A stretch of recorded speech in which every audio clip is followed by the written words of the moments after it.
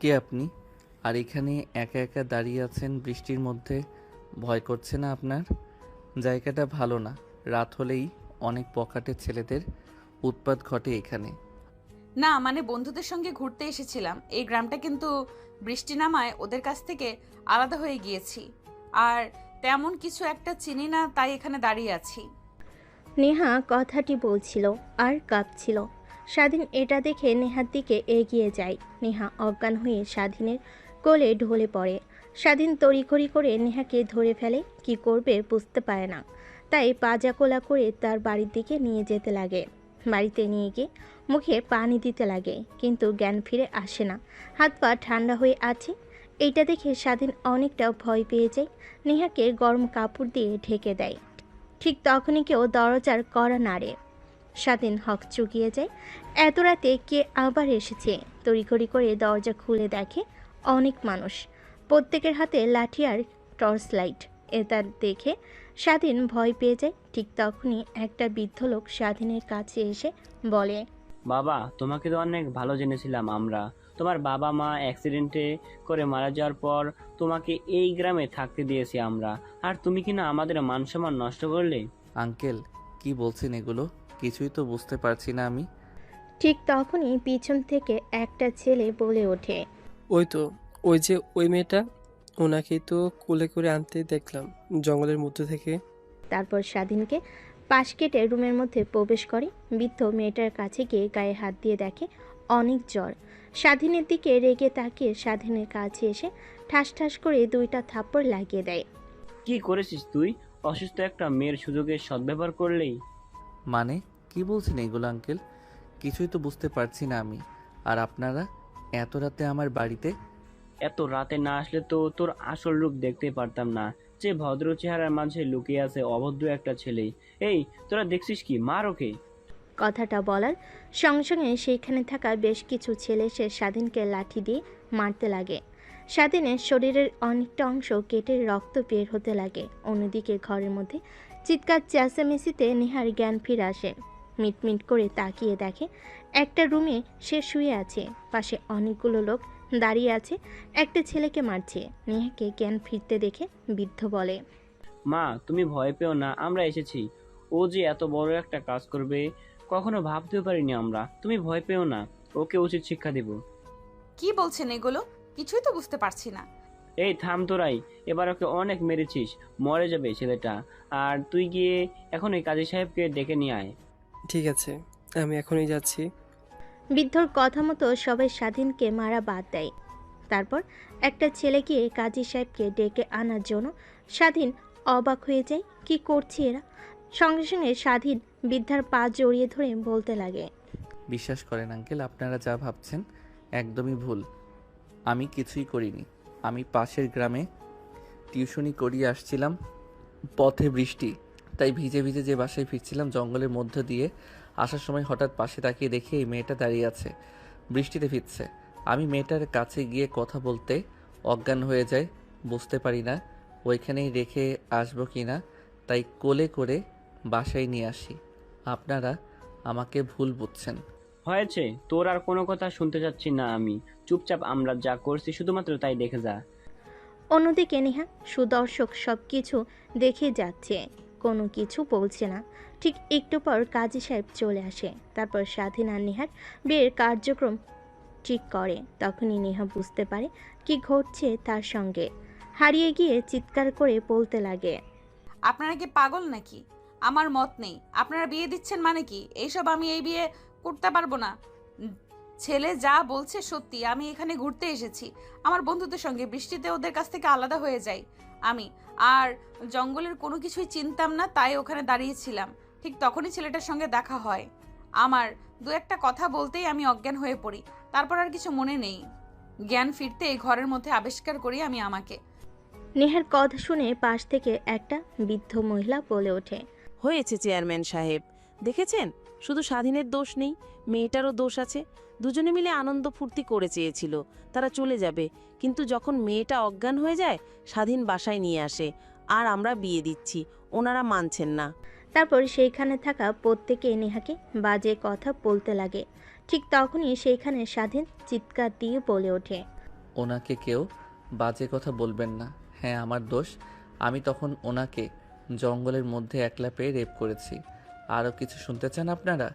আর কাজী সাহেব, আপনি বিয়ে পড়ানো শুরু করেন। অন্যদিকে নেহা সেখানে থাকা বৃদ্ধ মেয়েগুলোর কথা শুনে নেহা কান্না করতে লাগে। স্বাধীনের কথা শুনে আরও হাউমাউ করে কান্না করতে লাগে। দেখতে দেখতে কাজী সাহেব বিয়ের কার্যক্রম শেষ করে নেহার অনিচ্ছা থাকতেও সকলেই জোড়াজড়িতে বিয়ে করতে রাজি হয়। দেখতে দেখতে বিয়ে পর্ব শেষ হয়। এক এক করে সবাই রুম থেকে বের হয়ে নিজ নিজ বাসায় চলে যায়, শুধুমাত্র চেয়ারম্যান ছাড়া। দেখ, যা করেছিস করেছিস, কিন্তু এখন থেকে দুইজন সুখে শান্তিতে সংসার কর, এই দোয়াটাই করি। আর হ্যাঁ, একদম চালাকি করবি না। যদি চালাকি করিস আর এই মেয়েটাকে যদি গ্রাম থেকে বের হতে সাহায্য করিস, তাহলে কিন্তু আমরা সবাই তোকে এই গ্রাম থেকে বের করে দেব। আমরা চাই না যে তোর জন্য আরও কোনো মেয়ের সম্মানহানি হোক। ঠিক আছে। তারপর চেয়ারম্যান সাহেব স্বাধীনের বাড়ি থেকে বের হয়ে যায়। স্বাধীন দরজা লাগিয়ে পেছনের দিকে ফিরতে নেহা এসে ঠাস ঠাস করে দুইটা থাপ্পড় লাগিয়ে দিয়ে বলতে লাগে, কুত্তার বাচ্চা, তুই কেন বললি যে তুই আমাকে রেপ করতে নিয়েছিলি? তা আমাকে বিয়ে দিয়ে দিল তোর সঙ্গে, না হলে আমি তো এখান থেকে যেভাবেই হোক মুক্তি পেতাম। দেখুন ম্যাম, আপনি শহরে থাকেন, গ্রাম সম্পর্কে তেমন একটা ধারণা নেই আপনার। গ্রামের মানুষ এক কথার বান্দা, তারা যা একবার বলে তা করেই ছাড়ে। আর তারা যেহেতু একবার আমাদেরকে নিয়ে উল্টাপাল্টা সিদ্ধান্ত নিয়েছে, তাহলে আমাদেরকে বিয়ে দিয়ে ছাড়বে তারা। তার জন্যই আমি এই কথাটা বলেছি। আর দেখলেন না, সকলে আপনাকে বাজে বাজে কথা বলছিল, তাই নিজের রাগকে কন্ট্রোল করতে না পেরে তখন বলেছি সরি। সবাই বাজে কথা আমাকে বললে তোর কি আসে যায়? তুই আমার কে হস? এখন আমাকে আর কে বিয়ে করবে? আর দরজা আটকালি কেন? একদম আমার কাছে আসার চেষ্টা করবি না, তাহলে তোর কিন্তু খবর আছে, বলে দিলাম। আমাকে কিন্তু তুই চিনিস না আমি কে। দরজা লাগাবো না তো খুলে রাখবো, ঘরের মধ্যে যে কোনো সময় যে কোনো প্রাণী ঢুকতে পারে, এর কারণে লাগিয়ে দিয়েছি। আর আপনার প্রতি আমার কোনো ইন্টারেস্ট নাই। আপনি চাইলে চলে যেতে পারেন নির্দ্বিধায়। কখনো আপনার কাছে আমি আমার অধিকার নিয়ে যাব না। মনে করবেন যে একটা কালো অধ্যায় মুছে ফেলবেন মন থেকে। হয়েছে, তোকে আর অভিনয় করতে হবে না। এখন সর আমার সামনে থেকে। দুই চোখ যেই দিকে যায় সেই দিকে যাব, কিন্তু একদম তোর বাসাতে আর থাকবো না। আল্লাহই জানে কখন আবার কি হয়, তুই আবার আমার উপর ঝাঁপিয়ে পড়িস কখন, কে জানে। নেহার কথা শুনে স্বাধীন একটা হাসি দেয়, তারপর খাটের উপর গিয়ে বসে পড়ে। নেহা দরজা খুলতে যে বাহিরে এক পা রাখতে যাবে, ঠিক তখনই জোরে সোরে একটা বজ্রপাত হয়। নেহা দৌড়ে স্বাধীনের কাছে এসে স্বাধীনকে জড়িয়ে ধরে। স্বাধীন তাল সামলাতে না পেরে খাটের উপর শুয়ে পড়ে নেহাকে নিয়ে। দুজনের ঠোঁটের সঙ্গে ঠোঁটের মাত্র কয়েক ইঞ্চি তফাৎ। ঠিক তখনই আরেকটা বজ্রপাত হতেই নেহা স্বাধীনকে শক্ত করে জড়িয়ে ধরে বুকের সঙ্গে মাথা ঠেকিয়ে নেয়। স্বাধীনের অনেক ভালো লাগা কাজ করে, কিন্তু নেহাকে বুঝতে না দিয়ে নেহাকে তার উপর থেকে সরানোর চেষ্টা করে। প্লিজ একটু থাকতে দিন, অনেক ভয় করে আমার বজ্রপাত দেখে। সকাল হলে আমি চলে যাব আপনার বাড়ি থেকে। আমার বাড়িতে থাকবেন, আমি তো আপনাকে না করিনি, কিন্তু আমার বুকের উপর থেকে সরেন। এভাবে জড়িয়ে ধরেছেন কেন? স্বাধীনের কথা শুনে নেহা স্বাধীনের বুকের উপর থেকে উঠে যায় আর নিজেকে সামলে নিয়ে বলে, সরি, আসলে ছোট থেকেই অনেক ভয় পাই বজ্রপাতকে দেখে। তাই যখন বৃষ্টির রাত হয় তখন মা আর বাবার সঙ্গে গিয়ে আমি ঘুমিয়ে থাকি। হঠাৎ বজ্রপাত হওয়ায় ভয় পেয়ে আপনাকে জড়িয়ে ধরেছি। সরি, কিছু মনে করবেন না। আর ধন্যবাদ। ধন্যবাদ দিতে হবে না। হাজার হন কাগজে কলমে মানেন আর না মানেন, আপনি তো আমার স্ত্রী, তাই থাকতে পারেন, সমস্যা নেই। এখন কি দরজা লাগাতে পারি না কি সারা রাত এইভাবেই খোলা রাখবো? না না, খোলা রাখতে হবে না, যান গিয়ে দরজা লাগিয়ে দিয়ে আসেন। তারপর স্বাধীন গিয়ে দরজা লাগিয়ে রুমের মধ্যে আসে। কিচেন রুমে গিয়ে খাবার বেড়ে একটা প্লেটে তার রুমে এসে খেতে লাগে। পাশ থেকে নেহা স্বাধীনের দিকে ড্যাপ ড্যাপ করে তাকিয়ে বলতে লাগে, কেউ হয়তো বা ভুলে গিয়েছে যে রুমের মধ্যে আরো একজন আছে, আর সে না খেয়ে আছে, তাকেও একটু খাবার দেওয়া উচিত। নেহার কথা শুনে স্বাধীন নেহার দিকে পিট পিট করে তাকিয়ে থাকে। তার দিকে তাকিয়ে থাকতে দেখে মাটির দিকে তাকিয়ে থাকে। স্বাধীন বলে, হয়েছে, আর ঢং করতে হবে না। আমার রুমে একটাই প্লেট, এই বাড়িতে শুধু আমি একাই থাকি, দ্বিতীয় কোনো ব্যক্তি থাকে না। আর আমার কোনো আত্মীয় স্বজন নেই এই পৃথিবীতে, শুধু আমি একা। তাই একটাই প্লেট আছে, আমি খাবো না, আপনি খাবেন। অনেক ক্ষুধা পেয়েছে, দুপুরে খাবার খাইনি, তাই নিজেকে কন্ট্রোল করতে না পেরে আগে খাচ্ছি। আমার খাওয়া শেষ হলে প্লেটটা পরিষ্কার করে আমি আপনাকে আবার খাবার দেব। স্বাধীনের কথা শুনে নেহার কেন জানি অনেক মায়া মায়া লাগে। এইটুকু একটা ছেলে কিভাবে এতটা কষ্ট সংগ্রাম করে বাঁচে। স্বাধীনের খাবার খাওয়ার দিকে এক নজরে তাকিয়ে থাকে। স্বাধীন এটা দেখে খানিকটা অবাক হয়ে যায়। তারপর খাওয়া দাওয়া শেষ করে কিচেনে গিয়ে প্লেট পরিষ্কার করে নেহার জন্য খাবার নিয়ে এসে দেয় খাওয়ার জন্য। তারপর স্বাধীন রুম থেকে বের হয়ে যায়। একটু পর রুমে প্রবেশ করে দেখে নেহা খাবার খাওয়া হয়ে গেছে। তারপর নেহাকে বলে, আপনি উপরে ঘুমিয়ে পড়েন। আমি এতটা অমানুষও না যে একটা মেয়ের সুযোগের সদ্ব্যবহার করব। নির্দ্বিধায় ঘুমাতে পারেন। আর আমি নিচে ঘুমিয়ে পড়েছি, কোনো সমস্যা হলে আমাকে ডাক দিয়েন। ঠিক আছে। কথাটা বলে নেহা ঘুমিয়ে পড়ে কাঁথা গায়ে নিয়ে। কিন্তু নেহার ঘুম আসে না, অনেক শীত করতে লাগে। ঠিক তখনই নিজের দিকে তাকাই, স্বাধীনের দিকে দেখে একটা বালিশ নিয়ে খালি গায়ে শুয়ে আছে। শরীরের উপরে কোনো কাঁথা নেই, হয়তোবা একটা ব্যতীত আরেকটা নাই বাড়িতে।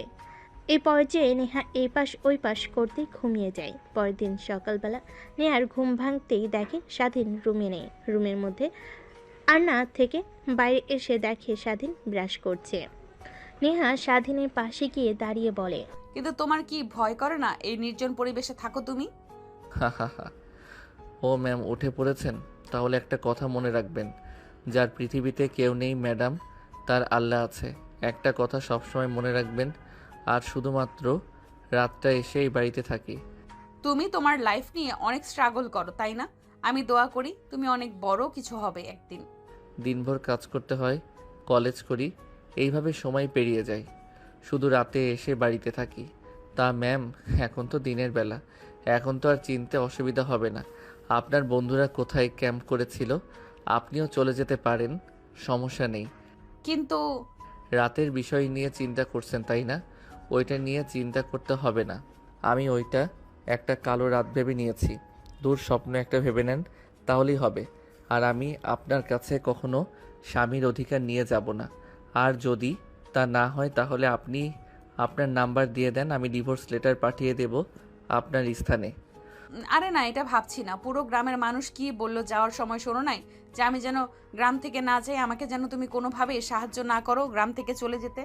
তারা তো এসে আবার আমাকে না দেখলে তোমাকে মারধর করবে। ওই বিষয় নিয়ে আপনাকে ভাবতে হবে না ম্যাম, আপনি যেতে পারেন, আমি সেটা দেখে নেব। আর আপনার নাম্বারটা দিন, ডিভোর্স লেটার পাঠিয়ে দিব। তারপর স্বাধীন ফ্রেশ হয়ে ঘরের ভিতর থেকে ফোন নিয়ে আসে। স্বাধীনের হাতে বাটন ফোন দেখে নেহা খানিকটা হক চুকিয়ে যায়, কারণ এই জেনারেশনে এসেও একটা ছেলে বাটন ফোন চালায়। তারপর স্বাধীনের নাম্বার নেহা নিয়ে নেয়। তারপর নেহাকে খানিকটা এগিয়ে দিয়ে বাসে চলে আসে স্বাধীন। রান্না করে খাবার খেয়ে তার কলেজে চলে যায়। অন্যদিকে নেহা রাস্তায় এসে সব কিছু চিনতে পারে। হাঁটতে হাঁটতে তার বন্ধুদের ক্যাম্পে চলে যায়। নেহাকে দেখতে পেয়ে সবাই দৌড়ে আসে নেহার কাছে। কে রে, তুই কোথায় হারিয়ে গিয়েছিলি? আমরা তোকে নিয়ে কত টেনশন করছি জানিস। আমরা তো এখনই পুলিশ স্টেশনে যাচ্ছিলাম রিপোর্ট করার জন্য। রাত ভোর বৃষ্টি হয়েছে, তাই তোকে আর খুঁজতে বের হতে পারিনি আমরা কেউ। এভাবে না বলে করে কোথায় হারিয়ে গিয়েছিলি? তুই নাকি কোনো সমস্যা হয়েছে? তোর এমন মন মরা যে? আরে না, টেনশন করছিস কেন? কিছুই হয়নি। আসলে বাড়ির কথা অনেক মনে পড়ছে। অনেক দিন তো হলো ক্যাম্প করে থাকলাম, চল বাসায় ফিরে যাই। এখানে থাকতে আর একদম ভালো লাগছে না আমার। হ্যাঁ ঠিক বলেছিস। তুই স্যারকে বললাম তোর কথা, স্যার অনেক চিন্তিত হয়ে পড়েছে। পাশের ক্যাম্পে রেস্ট নিচ্ছে মনে হয়। আর রাতে কই ছিলি? আর বলিস না, রাতে কথাটা বলতে গিয়ে নেহা থেমে যায়। মনে মনে ভাবতে লাগে, সকল বিষয় কি এদেরকে খুলে বলবো? যদি বলি তাহলে তো সবাই উল্টাপাল্টা ধারণা করবে। না, সম্পূর্ণ কথা খুলে বলা দরকার নেই। শুধু বলি রাতে একটা ছেলের বাসাতে আশ্রয় নিয়েছিলাম। আরে না, তোদের কাছ থেকে আলাদা হয়ে যাওয়ার পর আমি কিছুই চিনতে পারি না। হাঁটতে হাঁটতে একটা বাড়ির সামনে চলে যাই, তারপর দরজায় কড়া নাড়তে একটা ছেলে বের হয়। তারপরে ওখানে আমি আশ্রয় নিয়েছিলাম। জানিস, ছেলেটা অনেক ভালো। একটা নিরিবিলি পরিবেশে থাকে। ও আচ্ছা, তাহলে এই ব্যাপার। আর আমরা তোকে নিয়ে কতই চিন্তা করছিলাম, তোর ফোনে কতবার ফোন করেছি। আমার ফোনের চার্জ তো ছিল না যে তোদের সঙ্গে কথা বলবো। আচ্ছা বাদ দে সে সকল কথা, আমি চলে এসেছি তো, এখন তো হ্যাপি। ঠিক তখনই পাশ থেকে প্রিন্সিপাল স্যার বলে ওঠে, মা তুমি এসেছো? আমরা তোমাকে নিয়ে কত চিন্তা করতেছিলাম। আমরা সবাই তোমার বাবাকে ফোন করে তোমায় পাওয়া যাচ্ছে না কথাটা বলতে তোমার বাবা একদম পাগল হয়ে গিয়েছে। ওয়েট, আমি তোমার বাবাকে এখনই ফোন করে বলছি তোমাকে পেয়েছি আমরা। তারপর প্রিন্সিপাল স্যার দূরে গিয়ে নেহার বাবা মার কাছে ফোন করে বলে দেয় যে নেহাকে পাওয়া গেছে। তারপর দিনভর নেহা আর তার বান্ধবীরা একসঙ্গে অনেক আনন্দ করে। ঠিক তখনই পাশ থেকে নেহার বান্ধবী বলে ওঠে, আগামীকাল সকালেই তো চলে যাব। তোর কথা শুনে যা বুঝতে পারলাম ছেলেটা অনেক ভালো। ওরে, ওকে অনেক দেখতে ইচ্ছা করছে। আমাদের চল কালকে যাবার সময় একবার ছেলেটাকে দেখে তারপর যাব। আর আদেও এইখানে আসতে পারবো কি না আল্লাহই জানে। এইবার যে কাহিনী ঘটে গেল, আর কখনো মা বাবা আর আসতে দেবে না, দেখে নিস। নেহা তার বান্ধবীর কথা শুনে কেন জানি স্বাধীনকে দেখতে অনেক ইচ্ছে করে, তাই তার মাথা দিয়ে হ্যাঁ জানি দেখতে দেখতে রাত হয়ে যায়। নেহা তার বান্ধবীদের সঙ্গে আড্ডা দিতে দিতে রাত যখন গভীর হয় তখন ঘুমিয়ে যায়। পরের দিন ভোর হতেই ঘুম ভেঙে যায় সবার। তারপর সবাই ক্যাম্প ভেঙে রেডি হতে লাগে বাড়িতে যাওয়ার জন্য। ঠিক তখনই নেহা আর তার বান্ধবীরা প্রিন্সিপাল স্যারের কাছে গিয়ে বলে, স্যার আপনাকে তো সব কথা খুলেই বললাম। আমাকে একটা ছেলে রাতে থাকতে দিয়েছিল।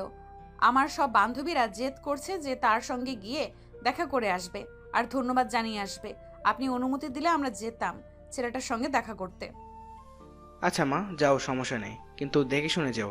কালকে বৃষ্টি হয়েছে সারা রাত ভোর, অনেক জায়গায় কাদা পানি জমে আছে।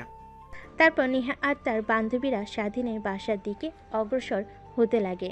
নেহা সামনে সামনে পিছে তার বান্ধবীরা। দেখতে দেখতে স্বাধীনের বাড়ির কাছে চলে আসে, দেখে বাসায় তালা লাগানো। নেহা বুঝতে পারে না এত সকালে কোথায় গিয়েছে। আবার ঠিক তখনই পাশ দিয়ে একটা ছেলেকে যেতে দেখে নেহা ছেলেটার কাছে গিয়ে পিছন থেকে ডাক দিতে ছেলেটা নেহার কাছে এসে বলে, ও আপনি এসেছেন? তা স্বাধীন তো বললো আপনি চলে গিয়েছেন, আর আমরা স্বাধীনকে মেয়ের গ্রাম থেকে তাড়িয়ে দিয়েছি। ওর মতো খারাপ ছেলে এই গ্রামে না থাকলে ভালো হয়, আর আপনি আবার এসেছেন। কি কিন্তু কেন মেরে গ্রাম থেকে তাড়িয়ে দিয়েছ? দেখুন, চেয়ারম্যানের রাতে কি বলছিল যে আপনি যদি গ্রাম থেকে চলে যান আর স্বাধীন যদি সাহায্য করে তাহলে তাকে গ্রাম থেকে তাড়িয়ে দেবে। চেয়ারম্যান এক কথার মানুষ, তাই ওকে মেরে কালকে রাতে গ্রাম থেকে তাড়িয়ে দিয়েছে। কোথায় আছে কে জানে। নেহা কথাটা শুনে অনেকটা অবাক হয়ে যায়, কিন্তু ছেলেটাকে কোনো কিছু বুঝতে দেয় না। পাশে দাঁড়িয়ে থাকা নেহার বান্ধবীরা নেহার দিকে অবাক দৃষ্টিতে তাকিয়ে থাকে। এক পর্যায়ে বলেই ফেলে, কি রে, তোর জন্য ছেলেটাকে গ্রাম থেকে তাড়িয়ে দিয়েছে মানে? কিছুই তো বুঝতে পারছি না। বুঝতে হবে না তোদের। ওয়ের ছেলেটার নাম্বার তো আমার কাছে আছে, ফোন করে দেখি কোথায় আছে। অন্যদিকে সকালে যখন নেহা গ্রাম থেকে চলে যায় তখন অনেকেই দেখে ফেলে, কিন্তু কিছুই বলে না। স্বাধীন বিকেলে বাড়িতে ফেলে চেয়ারম্যান আর তার লোকেরা স্বাধীনকে মেরে গ্রাম থেকে তাড়িয়ে দেয়। স্বাধীন অনেক কাকুতি মিনতি জানায়, কিন্তু চেয়ারম্যানের কোনো মায়া হয় না। না, বারবার শুধু একটা কথাই বলে, তোর মতো বাজে ছেলেকে এই গ্রামে থাকতে দেব না। না জানি আবার কোন মেয়ের জীবন তুই নষ্ট করিস। এক পর্যায়ে স্বাধীনকে মারতে মারতে গ্রাম থেকে তাড়িয়ে দেয়। তারপর স্বাধীন বাস স্টেশনে গিয়ে বসে থাকে। তার কাছে একটা টাকাও নেই যে কোনো জায়গায় যাবে, সেখানে এখনও বসে আছে। ঠিক তখনই ফোন বাজতে লাগে। স্বাধীন খানিকটা অবাক হয়ে যায়, কারণ তাকে ফোন করার মতো কেউ নেই, শুধুমাত্র সে যেখানে টিউশনি করেই সেই মেয়েটা বাদে। স্বাধীন উদ্বেগ নিয়ে ফোনটা পকেট থেকে বের করে অচেনা একটা নাম্বার দেখে ফোনটা রিসিভ করে সালাম দিয়ে কানের কাছে ধরতেই ওই পাশ থেকে বলতে লাগে, কোথায় তুমি? স্বাধীন নেহার কণ্ঠ শুনে বুঝতে পেরে যায় যে নেহা কিছু বলতে যাবে। এর আগেই নেহা ও পাশ থেকে বলতে লাগে, কি হলো, কি বলছে? আমার কথা কি তোমার কানে যায়নি? কোথায় তুমি? আর তোমাকে কালকে রাতে বাড়ি থেকে বের করে দিয়েছো? ও আপনি? হ্যাঁ, চেয়ারম্যান আর তার লোকেরা আমাকে বাড়ি থেকে বের করে দিয়েছে, আর এখন বাস টার্মিনালে বসে আছি, বাসের অপেক্ষা করছি। ওখানে বসে থাকো, আমরা আসছি।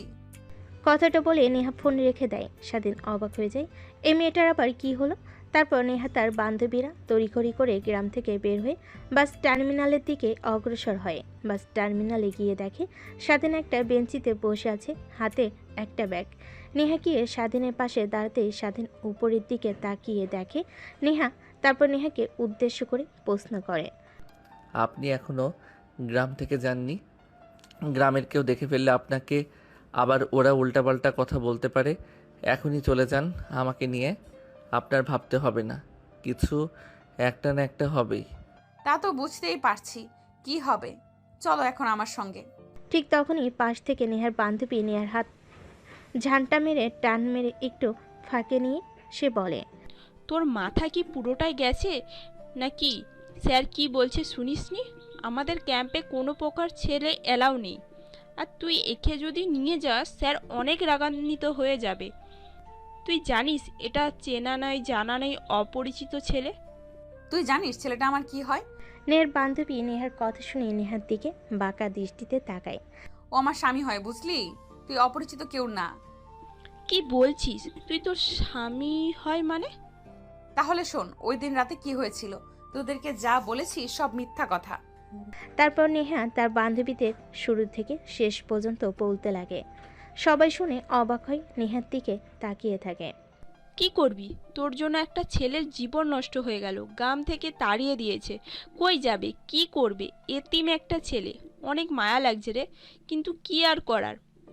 তখনই পাশ থেকে নেহার আরেকটা বান্ধবী বলে ওঠে, তোর কথা শুনে যতটুকু বুঝতে পারলাম যে তুই ছেলেটাকে মেনে নিবি না কখনোই, কিন্তু ওর জীবন তো নষ্ট করে লাভ নেই। তোর বাবার তো অনেক অনেক টাকা, তুই নিশ্চয়ই ছেলেটাকে কিছু একটা করে দিতে পারবি। কিন্তু তার জন্য তো ওর লেখাপড়া করতে হবে।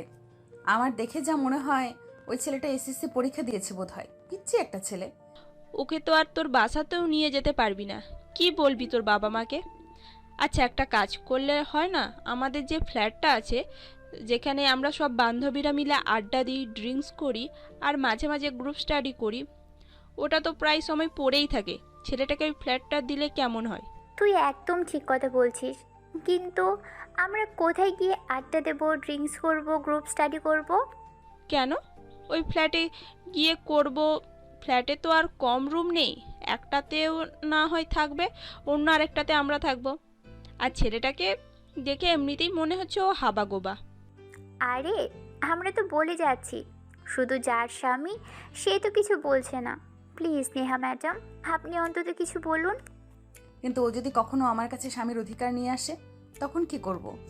আরে ঢাকায় গিয়ে ওকে ডিভোর্স দিয়ে দিবি, এত টেনশন করছিস কেন? তুই আর ছেলেটাকে দেখ একবার, কেমন বোকা শোকা দেখতে। কখনোই তোর কাছে স্ত্রীর অধিকার নিয়ে যাবে না। যেই ছেলে তোকে রাতে একলা রুমে একা পেয়েও কিছু করেনি, সেই ছেলে কে নিয়ে আবার তুই টেনশন করছিস। নেহা ভাবতে লাগে, হ্যাঁ, ওর বান্ধবী তো ঠিকই বলেছে। যে ছেলে রাতের আধারে একা পেয়ে তার বাসায় কিছু করেনি। নেহা ভাবতে লাগে, হ্যাঁ, ওর বান্ধবীরা তো ঠিকই বলেছে। যে ছেলে রাতের আধারে একা পেয়ে তার বাসায় কিছু করেনি, সে আবার ঢাকায় নিয়ে গিয়ে অজানা জায়গায় আবার আমার পর ঝাঁপিয়ে পড়বে না। তাই নেহা রাজি হয়ে যায় স্বাধীনকে ঢাকা নিয়ে যাওয়ার জন্য। কিন্তু স্যারকে তোরা কিভাবে ম্যানেজ করবি? ওইটা একদম আমাদের হাতে ছেড়ে দে, আমরা স্যারকে ম্যানেজ করে ফেলবো। তারপর নেহা আর তার বান্ধবীরা স্বাধীনের কাছে চলে যায়। স্বাধীনের ব্যাগে হাত দিয়ে নেহা বলে, চলো আমাদের সঙ্গে। কোথায় যাব ম্যাম? তুমি আর গ্রামে ফিরে যেতে পারবে না। কি করবে এখন? এখন থেকে চলো আমাদের সঙ্গে ঢাকায়, তোমাকে একটা না একটা জবের ব্যবস্থা করে দিব। কিন্তু ম্যাম, ঢাকায় যাওয়ার জন্য তো বাস ভাড়া লাগবে। আমার কাছে তো একটা টাকাও নাই, তাই এখানে বসে আছি। কি করব চিন্তা করছি। আপনারা যান, আমাকে নিয়ে তো ভাবতে হবে না আপনার। স্বাধীনের বোকামোপনা কথা শুনে নেহার বান্ধবীরা সবাই হাসতে লাগে। স্বাধীন সবার দিকে তাকিয়ে ভাবতে লাগে, কি এমন বলেছি যে সবাই এমনভাবে হাসছে। একটু পর নেহার ধমক শুনে সবাই হাসি বন্ধ করে। তারপর নেহা বলে, তোকে ভাবতে হবে না টাকা পয়সা নিয়ে, চল এখন আমার সঙ্গে। স্বাধীন আর কোনো কথা বলে না। এখানে বসে থাকার থেকে তাদের সঙ্গে ঢাকায় গিয়ে যদি তারা কোনো চাকরির ব্যবস্থা করে দেয় তাহলে তার জন্য অনেক ভালো হয়। তারপর নেহা তার বান্ধবীদের পিছু পিছু হাঁটতে লাগে। একটু পর সবাই ক্যাম্প যেখানে করেছিল সেখানে চলে আসে। প্রিন্সিপাল স্যার তাদের দিকে তাকিয়ে এসে বলে, তোমরা কখন গিয়েছো আর কখন আসছো? বললে তো মাত্র 20 মিনিট লাগবে, আর 2 ঘন্টা হয়ে গেল। এতক্ষণ কোথায় ছিলে? সবে অপেক্ষা করছি আমরা। ঢাকায় ফিরতে হবে তো, আবার ফিরতে ফিরতে রাত হয়ে যাবে না হলে। তারপর নেহা আর তার বান্ধবীরা প্রিন্সিপাল স্যারের সঙ্গে স্বাধীনের মোলাকাত করে দেয়। তারপর প্রিন্সিপাল স্যারকে বোঝাতে লাগে, কিন্তু সে বুঝতে নারাজ। তাদের সঙ্গে কোনো ছেলে মানুষকে একদম অ্যালাউ করবে না। অবশেষে নেহার বান্ধবীদের কথায় প্রিন্সিপাল স্যার রাজি হয়ে যায় স্বাধীনকে ঢাকায় নিয়ে যাওয়ার জন্য। তারপর সবাই সকালের খাওয়া দাওয়া করে বাসে উঠে পড়ে ঢাকায় যাওয়ার জন্য। বাস চলছে তার আপন গতিতে। নেহা কানে হেডফোন দিয়ে গান শুনছে, তার বান্ধবীদের সঙ্গে নাচানাচি করছে। স্বাধীন বাইরের দিকে তাকিয়ে আছে। এর আগে কখনো গ্রামের বাইরে যাওয়া হয়ে ওঠেনি তার, তাই এক দৃষ্টিতে বাহিরের গাড়ি দালান কোঠার দিকে তাকিয়ে আছে।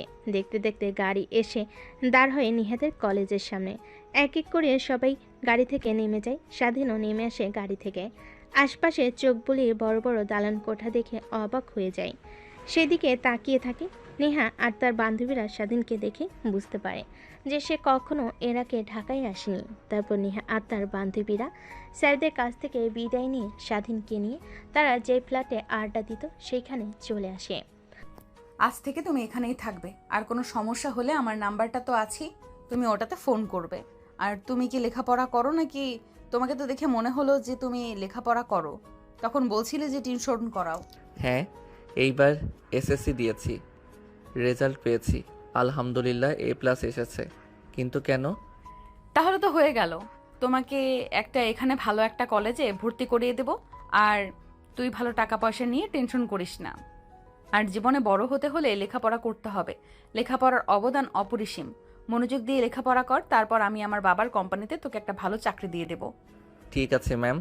তারপর নেহা স্বাধীনকে সব কিছু দেখিয়ে দিতে লাগে। স্বাধীন সব কিছু দেখে নেয়। তারপর নেহা আর তার বান্ধবীরা ফ্ল্যাট থেকে বের হয়ে যে যার বাসে চলে যায়।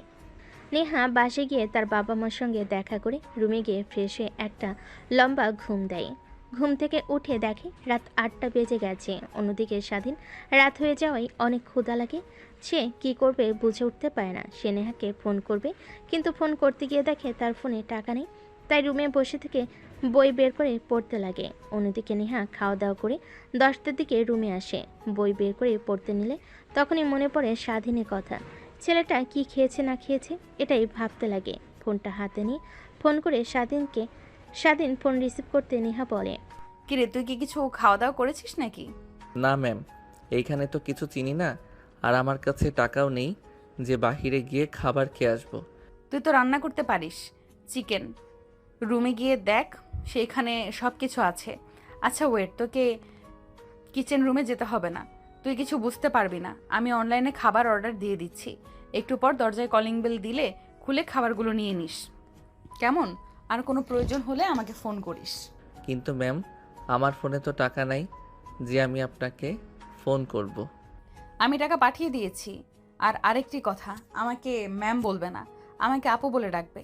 আমাকে আর আমার বান্ধবীর সবাইকে আপু বলে ডাকবি, ম্যাম বলতে হবে না। রাখি এখন। তারপর নেহা ফোন রেখে দেয়। নেহা পড়তে পড়তে ঘুমিয়ে পড়ে।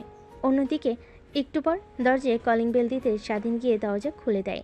ডেলিভারি ম্যান খাবার দিয়ে গেল। স্বাধীন খাবার খেয়ে নেয়, তারপর ঘুমানোর চেষ্টা করে, কিন্তু এর আগে কখনো নরম বিছানায় ঘুমায়নি, তাই ঘুম আসে না। জোর করে ঘুমিয়ে পড়ে। পরদিন সকালবেলা অনেক সকালে ঘুম ভেঙে যায়। তার আশেপাশ থেকে আজানে সুমিষ্ট ধ্বনি ভেসে আসতে লাগে। স্বাধীন ওয়াশরুমে চলে যায়। ফ্রেশ হয়ে অজু করে রুমে এসে ওয়ার্ড্রোবের মধ্যে জায়নামাজ খুঁজতে লাগে, কিন্তু কোথাও পায় না। উল্টো নেহার ছোট ছোট জামাকাপড় দেখে এইটা দেখে স্বাধীন শরম পেয়ে যায়। তারপর ফ্লোরেই নামাজ পড়ে নেয়। নামাজ পড়ে বেলকনিতে এসে সকালের সুমধুর পরিবেশ উপভোগ করতে লাগে। বড় বড় দালান কোঠা। এই দালান কোঠার কাছে তাকে একদমই ছোট দেখায়। অন্যদিকে নেহা তার মার ডাকে ঘুম ভেঙে যায়। মা, এত সকাল সকাল ডাকাডাকি করছো কেন? রাত ভোর করেছি, একটু ঘুমাতে দাও তো। আরে ঘড়ির দিকে তাকিয়ে দে, কত বাজে? 9টা বাজছে। কলেজে যাবি না? অনেক দিন তো হলো বাহিরে দিয়ে ঘুরে আসলি। ও মা, কি বলো, 9টা বেজে গেছে? তারপর নেহা তড়িঘড়ি করে ওয়াশরুমে চলে যায়। ফ্রেশ হয়ে বাহিরে এসে রেডি হয়ে কাঁধে ব্যাগ নিয়ে বাড়ি থেকে বের হতে যাবে, ঠিক তখনই খাবার টেবিল থেকে নেহার মা বলে ওঠে, কি রে মা, এমন হকচকিয়ে কোথায় যাচ্ছিস? খাবার তো অন্তত খেয়ে যা, তোর কলেজ শুরু হতে এখনো অনেক সময় আছে। না মা, সময় নেই, এক্সট্রা ক্লাস আছে। বাই বাই, আল্লাহ হাফেজ। নেহার আবার কি হলো? কখনো দেখলাম না লেখাপড়ার প্রতি এতটা সিরিয়াস হতে, আজ যেমন ভাব দেখাচ্ছে। আরে বাদ দাও না, তুমি শুধু শুধু মানুষদের সন্দেহ করো। তোমার অফিসের সময় পার হয়ে যাচ্ছে, তাড়াতাড়ি খেয়ে অফিস যাও। তারপর নেহা গাড়ি নিয়ে নিজের ড্রাইভ করতে করতে তাদের ফ্ল্যাটে চলে আসে। দরজায় গিয়ে কড়া নাড়তেই স্বাধীন দরজা খুলে দেয়। স্বাধীন নেহাকে হাঁপাতে দেখে বলে, কি হয়েছে ম্যাম, এমনভাবে হাঁপাচ্ছেন কেন? ওই হাঁপাচ্ছি এখনো, তুই ফ্রেশ হসনি? কই ম্যাম, আমি তো অনেক আগে উঠেছি, নামাজ পড়েছি, বাহিরে বেলকনিতে গিয়ে দাঁড়িয়ে থেকে শহর দেখেছি আর রুমের মধ্যে বসে থেকেছিলাম। তুই তো রান্না করতে পারিস, এদিকে কিচেন রুম আর এটা হলো টিভি। তারপর নেহা স্বাধীনকে সব কিছু দেখিয়ে দিতে লাগে। সব দেখিয়ে দেওয়া হলে নেহা সোফায় বসে টিভি অন করে। স্বাধীন পাশে বসে পড়ে। তারপর নেহা স্বাধীনকে প্রশ্ন করে, আচ্ছা, তোর কোনো আত্মীয় স্বজন নেই? আর তোর বাবা মা অ্যাক্সিডেন্ট করে কিভাবে মারা গেল? নেহার কথা শুনে স্বাধীন উপরের দিকে তাকিয়ে দীর্ঘ একটা নিঃশ্বাস ফেলে বলতে লাগে, তাহলে শুনেন, আমার যখন বয়স মাত্র 8 বছর, তখন আমাদের অবস্থা অনেক ভালো ছিল। আমার বাবা গ্রামের চেয়ারম্যান ছিল, সবাই তাকে ভালোবাসতো, অনেক সৎ লোক ছিল সে। আবার অনেক শত্রু ছিল। একদিন বাবা আর মা আমার নানি বাড়িতে যাচ্ছিল, ঠিক তখনই ট্রাকের সঙ্গে অ্যাক্সিডেন্ট হয়ে মারা যায় বাবা আর মা। আর আমার অনেক আত্মীয় স্বজন আছে, তারা আমার বাবার সম্পত্তি দখল করে নিয়েছে আর আমাকে বাড়ি থেকে বের করে দিয়েছে। তখন ওই গ্রামের একটা লোক যে এখন বর্তমান চেয়ারম্যান, উনি আমাকে ওই পাহাড়ের চূড়াতে বাড়ি তৈরি করে দেয়।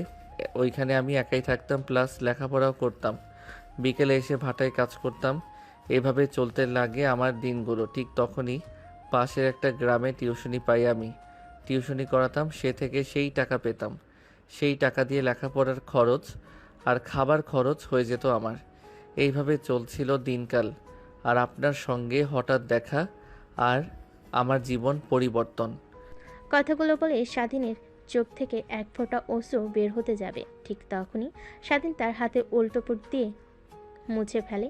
নেহার চোখের আড়াল হয় না সব দেখে নেহা স্বাধীনের কাছে এসে ওর পিঠে হাত বুলিয়ে দিয়ে বলে, আর চিন্তা করতে হবে না তোকে, আমি তোর পাশে আছি। যা, তোর সার্টিফিকেটগুলো নিয়ে আয়, তোকে কলেজে ভর্তি করিয়ে দিয়ে আসি। নেহার কথা শুনে স্বাধীন সোফা থেকে উঠে ব্যাগটা নিয়ে আসে। তারপর নেহা স্বাধীনকে নিয়ে বাসার বাহিরে চলে আসে। গাড়ি করে যেতে লাগে তার কলেজের উদ্দেশ্যে। নেহা এবার ইন্টার সেকেন্ড ইয়ারে পড়ছে। তারপর কলেজে এসে গাড়ি বের করতে নেহার বান্ধবীরা চলে আসে। তাদের সঙ্গে কিছু কথা বলে স্বাধীনকে নিয়ে সোজা প্রিন্সিপাল স্যারের রুমে চলে যায়। প্রিন্সিপাল স্যার নেহাকে দেখে বলে, নেহা মামনি যে, আসো আসো, ভেতরে আসো। তা আজ হঠাৎ কি মনে করে? স্যার, একে এই কলেজে ভর্তি করার জন্য এসেছি। এটা তো ওই ছেলেটা, তাই না, যে গ্রামে তুমি হারিয়ে গিয়েছিলে? তা একে এই কলেজে ভর্তি করবে? যে গ্রামের ছেলে, এর তো অত টাকা পয়সা আছে কিনা যে এই কলেজে পড়বে? স্যার, এটা নিয়ে আপনাকে ভাবতে হবে না। আপনি হয়তোবা ভুলে গেছেন যে আমার বাবা এই কলেজের প্রতিষ্ঠাতা। আমি যাকে চাই তাকেই ভর্তি করাবো। আপনি শুধুমাত্র ফর্মালিটিগুলো দেখবেন, আর টাকা পয়সা নিয়ে টেনশন করতে হবে না আপনার। আরে মা, ভুল হচ্ছে। কেন, ছেলেটার দিকে একবার তাকাও, দেখো কীরকম পোশাক আশাক পরিধান করে, চুলের স্টাইল সবার সঙ্গে মানিয়ে নিতে পারবে না, আর কলেজের রিপুটেশন নষ্ট হবে। স্যার, এটা নিয়ে আপনাকে ভাবতে হবে না। আপনি এগিয়ে যা বলবেন আপনি তাই করেন। তারপর প্রিন্সিপাল স্যার নেহার জোড়াজুড়িতে স্বাধীনকে কলেজে ভর্তি করে নেয়। তারপর প্রিন্সিপালের রুম থেকে বের হয়ে আসে নেহা। তারপর স্বাধীনকে নিয়ে সোজা চলে যায় শপিং মলে। স্বাধীনকে বেশ কিছু জামাকাপড় কিনে দেয়। সেলুনে নিয়ে গিয়ে মাথার চুল সুন্দর করে কেটে দিতে বলে। তারপর নেহা বাইরে গিয়ে অপেক্ষা করতে লাগে। একটু পরে সেলুন থেকে বের হতেই নেহা অবাক হয়ে যায়। মাশাল্লাহ, আমার জুনিয়র বরকে তো দেখতে অনেক কিউট। শুধু গ্রামের পরিবেশে থাকতো দেখে তেমন ভালো দেখায়নি। এই নেহা, কি ভাবছিস তুই এসব? ও তোর জুনিয়র, আর তুই ওকে মেনে নিতে পারবি না কখনোই তোর সঙ্গে। কথাটা নিজে নিজে বলে নেহা নিজের মাথায় আলতো করে টোকা দেয়। জোরে লাগাতে ব্যথাতে আহ করে ওঠে। কি হয়েছে ম্যাম আপনার? আরে তোকে কতবার বলবো আমাকে আর আমার বান্ধবীকে ম্যাম বলে ডাকবে না, আপু বলে ডাকবি। ঠিক আছে ম্যাম। ও সরি আপু। নেহা রাগী দৃষ্টিতে তাকাতে স্বাধীন মুচকি একটা হাসি দেয়। স্বাধীনের হাসি দেখে নেহা দ্বিতীয়বার ক্রাশ খায়। তারপর রেস্টুরেন্টে গিয়ে খাওয়া দাওয়া করে স্বাধীনকে নিয়ে ফ্ল্যাটে চলে যায়। ফ্ল্যাটে গিয়ে নেহা সোফার উপর বসে পড়ে। স্বাধীন কিচেন রুমে গিয়ে শরবত বানিয়ে নেহাকে দেয়। অবাক হয়ে স্বাধীনের হাত থেকে শরবত খেয়ে ফেলে। ঠিক তখনই নেহার ফোনে কল আসে। ফোন রিসিভ করে কানের কাছে ধরতেই ওপাশ থেকে নেহার বান্ধবীরা বলে, কিরে, স্বামীকে পেয়ে একদম আমাদেরকে ভুলেই গেলি। কি বলছিস এসব? তোরা স্বামীকে পেয়ে তোদের ভুলে গিয়েছি মানে? আর কে স্বামী? হয়েছে, তোকে আর ঢং করতে হবে না। দিব্যি তো ফ্ল্যাটটা নিয়ে গিয়ে এনজয় করছিস আর অভিনয় করছিস, তাই না? দেখ, একদম উল্টাপাল্টা কথা বলবি না। ওকে কলেজে ভর্তি করিয়ে দিয়ে শপিং মলে গিয়েছিলাম ওর জন্য পোশাক কিনে দেওয়ার জন্য। তা ম্যাম, এখন আপনি কোথায়? কই আর থাকবো, ফ্ল্যাটে। ফ্ল্যাটে কি করছেন? নিশ্চয়ই জুনিয়র হাজবেন্ডকে নিয়ে এনজয় করছেন। ডিস্টার্ব করলাম? রাগিয়ে রাখি? দেখ সাথী, একদম রাগাবি না বলে দিলাম। ও, বুঝতে পেরেছি। তাহলে এখনো এনজয় শুরু করেননি। তাহলে ম্যাম দয়া করে দরজাটা খুলবেন, আমরা ফ্ল্যাটের দরজার সামনে দাঁড়িয়ে আছি। নেহার বান্ধবী কথাটা বলতে নেহা গিয়ে দরজা খুলে দেয়। দরজার ওই পাশে নেহার সকল বান্ধবী নেহা রেগে সাথীর দিকে তাকাতেই সাথী নেহাকে পাশ কাটিয়ে সবাই এসে বসে পড়ে। নেহা দরজা লাগিয়ে সাথীর কাছে এসে ওর গলা চেপে ধরে বলতে লাগে, কুত্তি, এই কি সব উল্টাপাল্টা কথা বলছিস তুই? ও আপু, আপনারা চলে এসেছেন। আর নেহা আপু, আপনি সাথী আপুকে মারছেন কেন? আরে কই মারছি? এইটাকে মারা বলে না, এটাকে আদর বলে। আর তুই যা এখন তোর রুমে। আচ্ছা আপু, তোমরা হয়তো অনেক ক্লান্ত। আমি তোমাদের জন্য শরবত বানিয়ে নিয়ে আসছি। কথাটা বলে স্বাধীন কিচেন রুমে চলে যায় শরবত তৈরি করার জন্য। নেহা সাথীকে মারা বন্ধ করে দিয়ে সোফায় বসে তার বান্ধবীদের সঙ্গে আড্ডা দিতে লাগে। ঠিক তখনই পাশ থেকে সাথী বলে ওঠে, কিরে, একদম চেঞ্জ করে ফেলেছিস। ছেলেটাকে এখন একদম চেনাই যাচ্ছে না। কি কিউট! আমি তো দেখে রীতিমতো ক্রাশ খেয়ে ফেলেছি। আচ্ছা, তুই যদি না মেনে নিস তাহলে আমাকে দে, আমি ওকে বিয়ে করে নেব।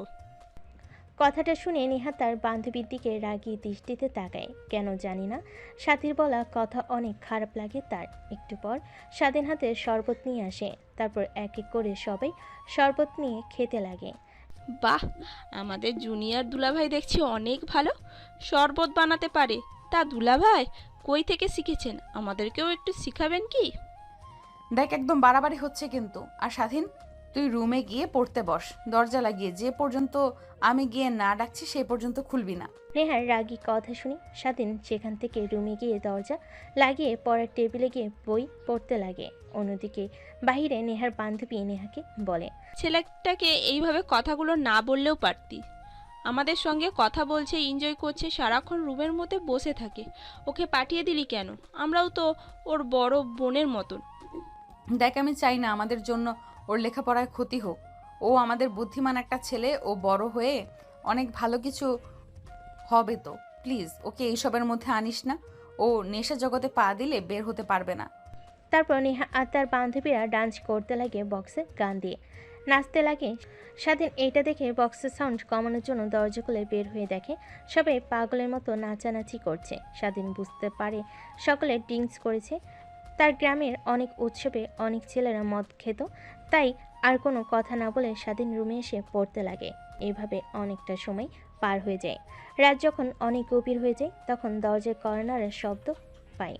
বুঝতে পারে হয়তো নেহা এসেছে, তাই দরজা খোলার সঙ্গে সঙ্গে স্বাধীনের গায়ের উপর শুয়ে পড়ে আর বলতে লাগে, সোনা, তুমি কোনো ভয় পেও না। নেহা তোমাকে ডিভোর্স দিয়ে দিলে আমি তোমাকে বিয়ে করব, নিজের করে নেব। কথাটা বলে যে স্বাধীনকে কিস করতে যাবে, ঠিক তখনই দরজা খুলে ভিতরে প্রবেশ করে নেহা। এটা দেখে নেহা রেগে স্বাধীনের ওপর থেকে সাথীকে সরিয়ে ঠাস ঠাস করে থাপ্পড় লাগিয়ে দেয়। তোর কত বড় সাহস আমার স্বামীর দিকে নজর দিস? সর এখান থেকে। আমার স্বামীও একদম নজর দিবি না। যদি নজর দেস তাহলে তোর চোখ উপরে আমি মার্বেল খেলবো। আরে তুই তো বলি ওকে মানিস না স্বামী হিসাবে, তাহলে এইসব বলছিস যে? আর তুই যদি ডিভোর্স দিয়ে দিস আমি ওকে বিয়ে করব। So cute. কথাটা বলে যে স্বাধীনের দিকে এগোতে যাবে, সাথী ঠিক তখনই পিছন থেকে নেহা সাথীর চুল ধরে বাইরে বের করে দেয়। দরজা লাগিয়ে গুটি গুটি পায়ে স্বাধীনের দিকে এগিয়ে আসতে লাগে আর বলতে লাগে, কুত্তার বাচ্চা, নিজের বউকে রেখে বউয়ের বান্ধবীর সঙ্গে উল্টাপাল্টা কাজ করতে তোর একদমই বাতলো না? আপু কি বলছেন এসব? আমি তো কিছুই করিনি। আর আপনি আমার দিকে এইভাবে এগিয়ে আসছেন কেন? দেখেন আপনি মাতাল হয়ে আছেন, উল্টাপাল্টা কিছু করবেন না। আর আপনারা এত খারাপ, বাসার মধ্যে মদ খান। কই একটু একটু ড্রিঙ্কস করেছি, এর থেকে বেশি কিছু না। এখন আমি আমার অধিকার আমাকে বুঝিয়ে দে তুই। কিসের অধিকার ম্যাম? আপনি তো আমাকে স্বামী হিসেবে মানেন না, তাহলে এসব কথা এর মধ্যে আসে কেন? প্লিজ ছাড়েন আমাকে আর রুম থেকে বের হয়ে যান। কথাটা বলে নেহা স্বাধীনের উপর ঝাঁপিয়ে পড়ে। স্বাধীন তাল সামলাতে না পেরে খাটের উপর শুয়ে পড়ে। নেহা স্বাধীনকে কিস করতে লাগে, অনবরত পা দিয়ে স্বাধীনের পায়ে স্লাইড করতে লাগে। স্বাধীন উত্তেজিত হতে লাগে। এক পর্যায়ে নেহার কোনো রেসপন্স পায় না স্বাধীন। মিটমিট করে তাকিয়ে দেখে নেহা ঘুমিয়ে গেছে, অনেক ড্রিঙ্ক করে মাতাল হয়ে গিয়েছে আর এখন ঘুমিয়ে পড়েছে। তাই স্বাধীন কোনো মতে নেহার নিচ থেকে সরে যায়। তারপর নেহাকে ভালোভাবে শুয়ে দিয়ে নেহার পাশে ঘুমিয়ে পড়ে। পরের দিন নেহার ঘুম ভাঙতে নিজেকে আবিষ্কার করে স্বাধীনের বুকের মধ্যে। এটা দেখে অনেকটা রাগ হয় নেহার। স্বাধীনের কাছ থেকে ছাড়া পেয়ে ধাক্কা দিয়ে ফ্লোরে ফেলে দেয়। হঠাৎ ফ্লোরে পড়ে যায়। স্বাধীনের ঘুম ভেঙে যায়। অবাক দৃষ্টিতে সামনে নেহার দিকে তাকিয়ে থাকে। কুত্তার বাচ্চা, তোকে একটু সুযোগ দিয়েছি আর তুই সুযোগের সদ্ব্যবহার শুরু করেছিস। ভেবেছিলাম তুই অনেক ভালো, অন্যান্য ছেলেদের মতো না, সহজ সরল। কিন্তু তুই যে এই সহজ সরল চেহারার মধ্যে ভয়ঙ্কর একটা চরিত্র লুকিয়ে আছে সেটা তো আর আমি জানি না। দেখুন আপু, আপনি আমাকে ভুল ভাবছেন। আপনি যা ভাবছেন তা একদমই হয়নি। চুপ, একদম চুপ। একটা কথাও বলবি না তুই। আর এক্ষুনি রুম থেকে বেরিয়ে যা, তোকে যেন আর না দেখি আমার চোখের সামনে। নেহার কথা শুনে সেদিন ঘর থেকে বের হয়ে যায়। বাহির এসে দেখে নেহার বান্ধবীরা সবাই অগোছালোভাবে শুয়ে আছে। স্বাধীন ফ্লোরে থাকা বোতল আর চিপসের প্যাকেটগুলো পরিষ্কার করতে লাগে। এক পর্যায়ে নেহার বান্ধবীদের ঘুম ভেঙে যায়। আরে জুনিয়র দুলা ভাই, আপনি কাজ করছেন কেন আমরা থাকতে? আরে না, তোমরা ঘুমাও, আমি পরিষ্কার করছি। আর কি খাবে? আমি রান্না করে দিচ্ছি। জুনিয়র দুলা ভাই, আপনি রান্না করতে পারেন? সব পারি, শুধু বলো কি খাবে। ঠিক তখনই রুমের বাইরে বের হয় নেহা। স্বাধীনকে তার বান্ধবীদের সঙ্গে কথা বলতে দেখে রেগে বলে, নেহা, ওই কুত্তার বাচ্চা, তোকে কি বললাম? তোর কানে যায়নি? তোকে না বললাম রুম থেকে বের হয়ে যা? এখন ওইখানে রয়েছিস যে? ম্যাম, আপনি বের করে দিলে কোথায় যাব? আমি ঢাকার শহরের কিছুই তো চিনি না। আমি ভুল করে থাকলে ক্ষমা চাচ্ছি, কিন্তু আমাকে আপনি বাড়ি থেকে বের করে দিয়েন না। তোর কোনো কথাই শুনতে চাচ্ছি না আমি, এখন চলে যাবি। আর বান্ধবীরা সবাই অবাক হয়ে নেহার দিকে তাকিয়েছিল। হঠাৎ কি হলো নেহার? স্বাধীনের সঙ্গে এমন ব্যবহার করছে? উদ্বেগ নিয়ে বলে ফেলে সাথী। কিরে, কি হয়েছে? ছেলেটাকে কিভাবে কথা বলছিস কেন? আর রেগে আছিস কেন এত? কুত্তার বাচ্চা, কত বড় সাহস! আমার মাতাল হওয়ার সুযোগ নিয়েছে। আর কি বলছিস? কিছুই তো বুঝতে পারছি না, সব কিছু মাথার উপর দিয়ে যাচ্ছে। বুঝিয়ে বল অন্তত। তারপর নেহা তার বান্ধবীদের শুরু থেকে শেষ পর্যন্ত বলতে লাগে। এটা শুনে সবাই হা হা করে হাসতে লাগে। আমার কথা কি তোদের জোকস মনে হচ্ছে যে তোরা হাসছিস? জোকস নয় তো কি? তোর স্বামী তোকে স্পর্শ করবে না তো আমাদের স্পর্শ করবে? আরে তুই তো ফুল মাতাল হয়েছিলি। আমি স্বাধীনের কাছে গিয়েছিলাম, অভিনয় করতেছিলাম, কিন্তু স্বাধীন আমার কাছ থেকে বারবার দূরে সরে গিয়েছে। এটা দেখে তুই রেগে স্বাধীনকে নিয়ে দরজা আটকে দিয়েছিলি। তারপর কি করেছিস সেটা জানি না। আমরা ছেলেটার কোনো দোষ নেই। একটা মেয়ে যদি ওর কাছে যায়, নিজেকে আর কন্ট্রোল করে রাখবে কতক্ষণ? তারপর তুই আবার ওর বউ। তাই বলে ও আমার মাতাল হওয়ার সুযোগ নেবে? আরে তোর ঠোঁটের লিপস্টিক স্বাধীনের অনেকটা জায়গায় লেগে আছে, ঘাড়ে, কপালে, ঠোঁটে, কিন্তু তোর কোনো জায়গাতেই ওর স্পর্শ নেই। দেখেছিস তো? তুই ওকে জোর করেছিস, ও না। নেহা নিজেও অবাক হয়েছে, কি এমন বলেছে যে সবাই হাসছে। তারপর নেহা নিজে নিজে ভাবতে লাগে, হ্যাঁ ঠিকই তো বলেছে। নেহা ভাবতে দেখে সাথে নেহার কাঁধে হাত রেখে বলে, আরে ভয় পেতে হবে না, যা এখন ছেলেটাকে কোথায় আছে গিয়ে নিয়ে আয়। ও তো ঢাকা শহরের কিছুই চেনে না, আবার হারিয়ে না যায়। তারপর নেহা ফ্ল্যাটের বাইরে এসে স্বাধীনকে খুঁজতে লাগে। অন্যদিকে নেহার বান্ধবীরা ঘর পরিষ্কার করতে লাগে। বাইরে এসে দেখে স্বাধীন একটা গাছের নিচে বসে আছে আর কি যেন ভাবছে। নেহা পাশে গিয়ে বসতে স্বাধীন পাশ ফিরে তাকিয়ে দেখে নেহা। সরি তোকে ভুল বোঝার জন্য, আসলে আমারই ভুল ছিল। কিন্তু আপু, আমাদের মধ্যে কিছুই হয়নি। আপনি মাঝপথে গিয়ে অজ্ঞান হয়ে গিয়েছিলেন, আর আমি স্বস্তির নিঃশ্বাস ফেলে আপনাকে খাটের উপর শুয়ে দিয়ে আমি পাশে ঘুমিয়ে পড়েছিলাম। অনেক ক্লান্ত ছিলাম তাই। সত্যি বলছিস তুই? হা হা, এক সত্যি তিন সত্যি। আর যদি আপনার সঙ্গে কিছু হতো তাহলে তো আপনি বুঝতেই পারতেন, তাই না? তারপর নেহা ভাবতে লাগে। হ্যাঁ, স্বাধীন তো ঠিকই বলেছে। যদিও আমার সঙ্গে উল্টাপাল্টা কিছু করে তাহলে তো আমার শরীরে ব্যথা হয়ে থাকবে, কিন্তু কোনো ব্যথা নেই, শরীরে কোনো পরিবর্তন নেই। আসলে তোকে ঘুম থেকে উঠে দেখে অবাক হয়ে গেছিলাম, রেগে লাথি দিয়েছিলাম। সরি, চল এখন রুমে। সরি বলতে হবে না। আর আমি বুঝতে পেরেছিলাম আপনি আপনার ভুল বুঝতে পারলে আসবেন। আর আপনি ছাড়া আমার এই পৃথিবীতে কেউ নেই আপু। কথাটা বলেই স্বাধীন কান্না করতে যাবে। এর আগেই নেহা আজ স্বাধীনের কাঁধে হাত রেখে বলে, সরি তো বলছি, তারপরও এমন করছিস কেন? চল, আর কখনোই তোকে ভুল বুঝবো না। তারপর নেহা স্বাধীনকে নিয়ে ফ্ল্যাটে চলে যায়। ফ্ল্যাটে ঢুকতেই নেহার বান্ধবীরা চলে যায়। নেহা ওয়াশরুমে গিয়ে গোসল করে নেয়। বাইরে এসে পোশাক পরিবর্তন করে বাইরে আসে। দেখে স্বাধীন টেবিলে খাবার রেখে দিয়ে বসে আছে। আপু আসুন, বসুন। আমি রান্না করেছি আপনার জন্য, খেয়ে তারপর না হয় যাবেন। আর ওই আপুগুলো কোথায় গেল? তোমাদের না বললাম আমি রান্না করব, আপনারা খেয়ে যাবেন, কিন্তু চলে গেল যে? আরে ওরা বাসায় চলে গেছে, আর আমাকেও যেতে হবে। ওয়েট, খাবার খেয়ে তারপর যাই। তারপর নেহা আর স্বাধীন দুজন মিলে খাবার খেতে লাগে। খাওয়া দাওয়া শেষ করে যাবার সময় নেহা বলে, নতুন পোশাক পরে রেডি হয়ে থাকবি। একটু পর আমি তোকে ফোন করলেই নিচে যাবি, তারপর তোকে নিয়ে কলেজে যাব। ঠিক আছে আপু। তারপর স্বাধীনের কাছ থেকে নেহা চলে যায়। বাসে গিয়ে দরজায় কলিং বেল দিতে কাজের মেয়ে এসে দরজা খুলে দেয়। নেহা তার রুমের দিকে যেতে যাবে, ঠিক তখনই বসার রুম থেকে নেহার বাবা বলতে লাগে, নেহামা এদিকে আয়, তোর সঙ্গে কিছু কথা বলার আছে।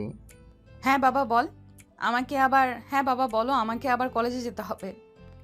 দেখ মা, তুই আমাদের আদরের একমাত্র মেয়ে।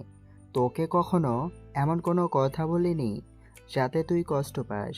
যখন যা চেয়েছিস তাই দিয়েছি, কিন্তু দিন দিন তোর ব্যবহার কেমন যেন হয়ে যাচ্ছে। আমার একদমই ভালো লাগছে না। আমি ভালো করে জানি বন্ধু বান্ধবীদেরকে নিয়ে আনন্দ ফুর্তি করার বয়স এইটা তোর। তোরা একটা ফ্ল্যাট কিনেছিস সব বান্ধবীরা মিলে, ওইখানে গিয়ে আড্ডা দিস। কিন্তু ইদানিং তোর সঙ্গে নাকি একটা ছেলেকে দেখা যাচ্ছে। তুই আমাদের কলেজে গিয়ে তাকে ভর্তি করে দিয়েছিস। প্রিন্সিপাল স্যার ওকে ভর্তি করতে চাচ্ছিল না, তারপরেও তুই জোড়াজোড়ি করে ভর্তি করে দিয়েছিস। নেহা তার বাবার কথা শুনে হকচকিয়ে ওঠে। আমতা আমতা করে বলতে লাগে, বাবা কে বলেছে তোমাকে? হ্যাঁ, আমরা একটা ফ্ল্যাট নিয়েছি এটা সত্যি, কিন্তু একটা ছেলেকে নিয়ে কই আমি করছি। কলেজে নিয়ে গিয়েছিলাম যে ছেলেটাকে, ওইটা হচ্ছে আমার ফ্রেন্ডের ছোট ভাই।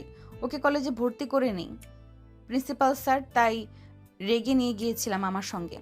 ঠিক আছে, আমি এই বিষয় নিয়ে প্রিন্সিপাল স্যারের সঙ্গে কথা বলছি। আর তোমাকে যেন আর ওই ছেলেটার সঙ্গে না দেখা যায়। ঠিক আছে বাবা। তারপর নেহা তার বাবাকে জড়িয়ে ধরে গালে একটা চুমু দিয়ে রুমে চলে যায়। রুমের ব্যাগে বই নিয়ে বাইর হয়ে আসে। তার বাবার কাছ থেকে বিদায় নিয়ে সোজা চলে যায় তাদের ফ্ল্যাট বাড়ির সামনে। স্বাধীনকে ফোন দিতে নিচে নামে আসে। স্বাধীনকে দেখে নেহা তৃতীয়বারের মতো ক্র্যাশ খায়। আমার জুনিয়র জামাই দেখছি দিন দিন অনেক কিউট হচ্ছে। আল্লাহ জানে কত পেতনি ওর দিকে নজর দিবে। আজ সবাইকে একদম শেষ করে ফেলবো। যদি কেউ খারাপ দিকে তাকায়, দু একদিন আগে কিংবা পরে হোক, ওকে আমি মেনে নেবই। থাক নেহা, কি ভাবছিস এসব? তোর সঙ্গে কখনোই ওর যায় না। আপু চলো, কি ভাবছো? আমি কখন গাড়িতে উঠে বসেছি, কলেজের সময় তো পেরিয়ে যাচ্ছে, চলো। তারপর নেহা স্বাধীনকে নিয়ে চলে যায় কলেজের দিকে। কলেজে গিয়ে পার্কিং লটে গাড়ি রেখে স্বাধীনকে তার ক্লাসরুম দেখিয়ে দেয়। তারপর নেহা তার বান্ধবীদের সঙ্গে কি আড্ডা দিতে লাগে। স্বাধীন মনোযোগ দিয়ে ক্লাস করতে লাগে। ক্লাস করা শেষ হলে কলেজ ঘুরে দেখার জন্য বাইরে আসে। দেখে নেহা তার বান্ধবীদের সঙ্গে একটা গাছের নিচে বসে আড্ডা দিচ্ছে। স্বাধীন গিয়ে পাশে দাঁড়াতে নেহার বান্ধবী সাথী বলে ওঠে, কি রে নেহা, একদম দেখি আমাদের জুনিয়র দুলাভাইকে চেঞ্জ করে ফেলেছিস। গ্রাম থেকে কি নিয়ে এসেছিলি আর কি বানিয়ে ফেলেছিস। এখন তো তোকে দেখে অনেক হিংসা হচ্ছে আমার। তুই যাই করিস, ডিভোর্স দিলে আমার কাছে তুলে দিস, ওকে? আমি বিয়ে করে নেব, তারপর আমাদের কিউট কিউট কয়েকটা বাচ্চা হবে ওর মতন। সাথীর কথা শুনে নেহা নিজের অজান্তে সাথীকে একটা থাপ্পড় দিয়ে ওঠে। কি রে, তোর ক্লাস নেই? বাইরে দিয়ে করছিস কেন? হ্যাঁ আপু, ক্লাস আছে, কিন্তু কলেজটা দেখার জন্য বের হয়েছি। আচ্ছা তোমরা আড্ডা দাও, আমি কলেজে দেখি। হ্যাঁ ঠিক আছে, যা ঘুরে দেখ কলেজটা, কিন্তু হ্যাঁ একটা কথা মনে রাখবি, একদমই মেয়েদের দিকে তাকাবি না আর মেয়েদের সঙ্গে কথা বলবি না। স্বাধীন মাথা দিয়ে হ্যাঁ জানে। তারপর নিজে নিজে পুরো কলেজটা ঘুরে দেখতে লাগে। কলেজ দেখা শেষ হলে স্বাধীন তার ক্লাসরুমে গিয়ে আবার ক্লাস করতে লাগে। দেখতে দেখতে কলেজের সময় শেষ হয়ে যায়। কলেজ ছুটি দিলে স্বাধীন ক্লাসরুমের বাইরে এসে সোজা কলেজ গেটের বাইরে দাঁড়িয়ে থাকে। নেহার অপেক্ষা করতে লাগে, কিন্তু নেহার কোনো নাম গ্রন্থ পায় না। ঠিক তখনই তার ফোন করে নেহা। আপু কই আপনি? আর কতক্ষণ ধরে এখানে দাঁড়িয়ে আছি, আপনার তো কোনো দেখাই পাচ্ছি না। বান্ধবীদের সঙ্গে রেস্টুরেন্টে চলে এসেছি। তুই একটা কাজ কর, তোকে আগামীকাল কিছু টাকা দিয়েছিলাম না, ওই টাকা দিয়ে সোজা বাসায় চলে যাবি। এদিক ওইদিক একদমই ঘোরাফেরা করবি না। আর রাস্তা তো চিনিস না, চিনলে রিক্সাওয়ালাকে আমাকে বললি তোকে নিয়ে যাবে। ঠিক আছে, আর আপনি কি ফ্ল্যাটে যাবেন না? না, বাসায় যাব। ও তো তোর সঙ্গে থাকলে মা বাবা সন্দেহ করতে পারে। রাখি এখন, আর কোনো সমস্যা হলে আমাকে ফোন করিস। তারপর স্বাধীন গাড়ির জন্য অপেক্ষা করতে লাগে, কিন্তু কোনো রিক্সা ফাঁকা পায় না। এক পর্যায়ে একটা রিক্সা ফাঁকা দেখতে পায়। স্বাধীন রিক্সাওয়ালাকে ডাক দিয়ে দেয়। স্বাধীনের সামনে এসে দাঁড়িয়ে রিক্সা উঠতেই স্বাধীনের সঙ্গে একটা মেয়ে উঠে পড়ে। এই কে আপনি? আর রিক্সা দাঁড় করিয়েছি, আমি যাব, আপনি কেন উঠে বসলেন? হাই, আমি তিথি। আমি আর তুমি একই ক্লাসে পড়ি। তোমাকে আজকে দেখেছি, আমার বেস্ট ফ্রেন্ড হতে পারি। আর তুমি যেদিকে যাবে ওইদিকে আমার বাসা। তো প্লিজ রাস্তায় নামিয়ে নিও, কোনো রিকশায় ফাঁকা পাচ্ছি না। কি করব আর বলো, বাসায় যেতে হবে তাড়াতাড়ি। তাহলে তুমি চলে যাও, আমি আরেকটা রিক্সা দাঁড় করে না হয় যাব। আরে আস না, ভয় পাচ্ছ কেন? আমি তো আর তোমাকে খেয়ে ফেলছি না। তারপর রিক্সাওয়ালা মামাকে স্বাধীন বলতে যেতেই লাগে। মেয়েটার সঙ্গে টুকটাক কথা বলতে লাগে স্বাধীন। অন্যদিকে নেহা আর তার বান্ধবীরা রেস্টুরেন্টে খাওয়া দাওয়া করছিল। ঠিক তখনই রেস্টুরেন্টের সামনে দিয়ে একটা মেয়ের সঙ্গে রিক্সায় করে যায়। এটা নেহার চোখের আড়াল হয় না। নেহা রেগে তার হাতে থাকা গ্লাসটা ভেঙে ফেলে। এটা দেখে নেহার বান্ধবী বলে, কি রে, কি ব্যাপার, কি হয়েছে তোর? এত রেগে গেলি কেন হঠাৎ করে? আরে কই রেগে গিয়েছি, বাসায় যেতে হবে, তোরা থাক। আরে খাবারটা অন্তত খেয়ে যা। বাসায় যাওয়ার জন্য এত তাড়াহুড়ো লাগিয়েছিস কেন? একটা ইম্পর্ট্যান্ট কাজ আছে, তাই বাসায় যেতে হবে। ভাই তোদের সঙ্গে পরে কথা হবে। তারপর নেহা রেস্টুরেন্টের বাইরে এসে গাড়ি স্টার্ট দিয়ে যেতে লাগে। রাস্তাতে স্বাধীন আর মেয়েটাকে দেখে ওদের পিছু পিছু আসতে লাগে।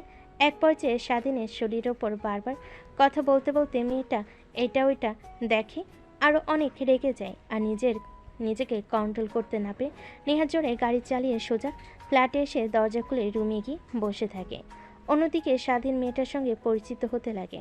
এই অল্প কিছুক্ষণের মধ্যে স্বাধীন বুঝতে পেরে যে মেয়েটা অনেক মিশুক। তারপর মেয়েটা তার বাসার কাছে আসতেই রিক্সা থেকে নেমে যায়। স্বাধীনকে পায়ে জানিয়ে তারপর রিক্সা যেতে লাগে তার আপন গতিতে।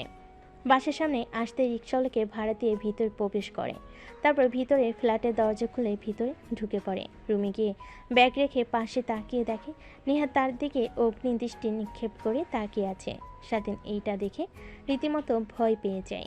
আরে আপু তুমি, আর তুমি না বললে যে আসবে না? তোমার বাসায় যেন কি কাজ আছে, কিন্তু এখানে যে কি হয়েছে? কিছুই হয়নি, বাট ওই মেয়েটাকে আর তোকে কি বললাম আমি যে কোনো মেয়ের সঙ্গে কথা বলবি না, তারপরও আমার কথা অমান্য করলি কেন? ও তুমি তিথির সঙ্গে দেখেছো? ও তো আর আমি একই ক্লাসে পড়ি, আজকে ওর সঙ্গে পরিচয় হলো। মেয়েটা অনেক মিশুক। ও আচ্ছা, তাই একদিনের মধ্যে বান্ধবী বানিয়ে ফেললি, আর কিছুদিন গেলে তো গার্লফ্রেন্ড বানিয়ে ফেলবি। কি বলছো এগুলো তুমি আপু? নেহা নিজের রাগকে আর কন্ট্রোল করতে না পেরে দৌড়ে স্বাধীনের কাছে এসে ওর গলা চেপে ধরে দেওয়ালের সঙ্গে দু হাত দিয়ে নেহার কাছ থেকে ছাড়া পাওয়ার আপ্রাণ চেষ্টা করে। আপু প্লিজ ছেড়ে দাও, আমার অনেক ব্যথা লাগছে। ব্যথা লাগার জন্যই তো আমি ধরেছি। আর কোনো মেয়ের সঙ্গে একটা রিক্সা করে যাওয়া আসা করবি?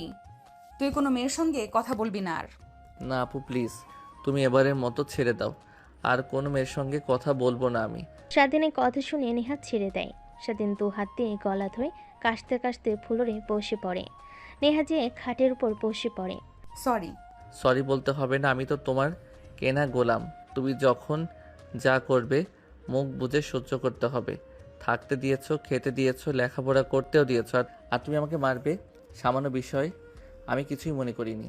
আসলে ছোট থেকেই আমার একটা বদ অভ্যাস আছে যে আমার কথা শোনে না, তার প্রতি আমার অনেক রাগ হয়। তোকে বলেছি না মেয়েদের কাছ থেকে দূরে দূরে থাকবি, কিন্তু তুই তো উল্টা আমার কথা বড় ক্লাবই করেছিস, তাই রে তোকে মেরেছি। সরি। আচ্ছা, আমি অন্য মেয়েদের সঙ্গে কথা বললে তাই আপনার কি? আপনি তো আপনার বন্ধুদের সঙ্গে বসে আড্ডা দেন, আমি তো কিছু বলি না। আমি তোর বিয়ে করা স্ত্রী, এই কথাটা হয়তোবা তুই ভুলে যাচ্ছিস বারবার। না আপু, ভুলে যাচ্ছি না, কিন্তু তুমি তো আমাকে সেই অধিকার দাওনি। তুমি তো আগেই বলে নিয়েছো কখনো তুমি আমাকে মানতে পারবে না। তাহলে এখন এই কথা বলছো কেন? বাদ দাও। তুমি যেহেতু বলেছো কোনো মেয়েদের সঙ্গে কথা বলবো না, আর আমি। ঠিক তখনই নেহার ফোন আসে। নেহা ফোনটা হাতে নিয়ে দেখে তার বাবা ফোন করেছে। রুম থেকে বের হয়ে রিসিভ করে নেহা। তার বাবার সঙ্গে কথা বলে নেহাকে তার বাবা তাড়াতাড়ি বাসায় যেতে বলে। তারপর নেহা বাসায় চলে যায়। স্বাধীন ভাবতে লাগে। আচ্ছা, বুঝতে পারছি না আপু, আমার সঙ্গে কেন অন্য মেয়েকে দেখতে পায় না। আমাকে দেখে সাথী আপু যখন ভালো মন্তব্য করে তখন নেহা আপু ওই রকম করে কেন? নেহা আপু আমাকে ভালোবেসে ফেলেছে ধীরে ধীরে। দেখো কি ভাবছি আমি, উনি কোথায় আর আমি কোথায়। হয়তোবা আমাকে শাসন করে যেন আমি অল্প সময়ে মেয়েদের পাল্লায় না পড়ি। মেয়েদের কাছ থেকে দূরে থাকতে হবে আমাকে। নেহা বাড়িতে গিয়ে বসার রুমে গিয়ে দেখে অনেক মানুষ বসে আছে। নেহা কাউকে চিনতে পারে না। তারপর নেহার মা নেহাকে নিয়ে নেহার রুমে চলে যায়। তারপর বলে, মা, এই শাড়ি আর গহনা পরে সুন্দর করে সেজে বাহিরে আয়। কিন্তু কেন? তোর বাবা তোর এক বন্ধুর ছেলের সঙ্গে তোর বিয়ের কথা বলেছে, তাই তারা তোকে দেখতে এসেছে। তাই তোকে ফোন করে তোর বাবা তাড়াতাড়ি আসতে বলল। আর বাবা যে বলল তুমি নাকি অসুস্থ, তাহলে এটা কি মিথ্যা কথা? আরে, তোকে আমার অসুস্থতার কথা না বললে তো আর আসতি না, তাই তোকে মিথ্যা কথা বলেছে তোর বাবা। এখন তাড়াতাড়ি রেডি হয়ে আয়, অনেকক্ষণ হলো তারা বসে আছে তোকে দেখার জন্য অধিক আগ্রহে। এখন বাইরে গিয়ে তুমি বাবাকে বলবে আমি এই বিয়ে করতে পারবো না। কিন্তু কেন? অনেক ভালো ফ্যামিলি, তোর বাবার বন্ধু প্লাস বিজনেস পার্টনার, অনেক ভদ্র আর নরম একটা ছেলে। আমরা তো সবাই রাজি, তোর বাবা অনেক খুশি। কিন্তু আমি না লেখাপড়া শেষ করব, নিজের পায়ে দাঁড়াবো, তারপর আমি বিয়ে করব, এর আগে না। সাফ সাফ করে তোমাকে বলে দিলাম। দেখ মা, তোর বাবা তো অনেক রাগী, এটা তো তুই জানিস। তোর বাবার মাথায় রাগ উঠলে কিন্তু তাকে কন্ট্রোল করা যায় না। এখন এত কথা না বলে তাড়াতাড়ি রেডি হয়ে নিচে আয়, তারপর না হয় বিষয়টা নিয়ে আলোচনা করা যাবে। এখন তো তোর বাবার মান সম্মান রক্ষাতে আয়। যাও, আসছি, শুধুমাত্র তোমার কথাতে। কিন্তু আমি বিয়ে করতে রাজি, কিন্তু নয়। লক্ষ্মী মা আমার, আয়। শাড়ি আর গহনার দিকে তাকাতে স্বাধীনের কথা মনে পড়ে। আর ছেলেটার সঙ্গে একদমই বেশি বেশি করা হয়ে গিয়েছে। তারপর শাড়ি আর গহনা পরিধান করে নেয়। তারপর সিঁড়ি দিয়ে নিচে নেমে বসার রুমে এসে বসে পড়ে। বিআই সাহেব, আপনাকে তো বললামই আমার মেয়েকে দেখলে রিফাত বাবা আর না করতে পারবেন না। বাবা হ্যাঁ বলবেই। তা এখন বিয়ের ব্যাপারটা নিয়ে কথা বলি নাকি? সামনের দিকে এই বিষয়টা নিয়ে আগানো যায়। নেহা তার বাবার কথা শুনে অনেক রেগে যায়। রেগে উঠে দাঁড়ায়। তারপর নেহা চিৎকার দিয়ে বলে ওঠে, আমি এই বিয়ে করতে পারবো না। আর হ্যাঁ, আমি আগে থেকেই বিবাহিত। নেহার কথা শুনে সবাই নেহার দিকে বড় বড় দৃষ্টিতে তাকায়। কি বলছে মেয়ে এটা? তারপর নেহা সেখানে আর এক মুহূর্ত না দাঁড়িয়ে সোজা তার রুমে চলে আসে। অন্যদিকে নেহার বাবা সবার সামনে মাথা নিচু করে বসে থাকে। এক পর্যায়ে সবাই রুম থেকে চলে যায়। নেহার বাবা নেহার প্রতি অনেক রাগ করতে লাগে। যাও, তোমার মেয়েকে এইখানে নিয়ে আসো।